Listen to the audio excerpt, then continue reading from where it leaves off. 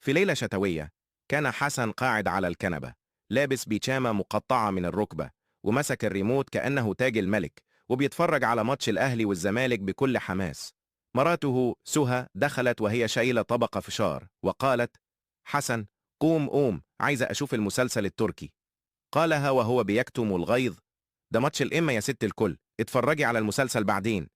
قالت وهي بتقلب وشها: يعني الكورة أهم من الحب؟ ده كريم لسه هيعترف لأليفة بحبه. تشوف اسم سيدنا محمد ما تتكبرش واعمل إعجاب وصلي على النبي. قال: وأنا لسه حمدي فتحي هيجيب جون عالمي. وفجأة قامت خطفت الريموت من إيده بسرعة الصاروخ وبدون أي رحمة غيرت على المسلسل. حسن اتخض وقال: انت اتعلمتي منين حركة النينجا دي؟ قالت: من مسلسل الأكشن اللي حرمتني منه امبارح. قال لها: أنا لو كنت في الكورة كنت اتعاقبت بطاقة حمراء بسببك. ردت عليه ببرود: وأنا لو في المسلسل التركي كنت البطلة اللي خطفت قلب البطل والريموت كمان.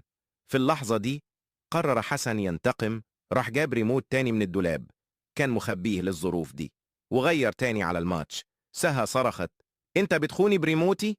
قالها: ده اسمه تعدد الريموتات وده مباح في كل البيوت المصرية.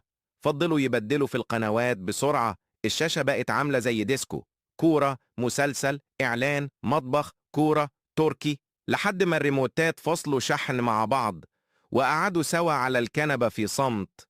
قالها في الآخر وهو بيضحك: إحنا ممكن نعمل مسلسل عن كفاح الراجل للحفاظ على الريموت.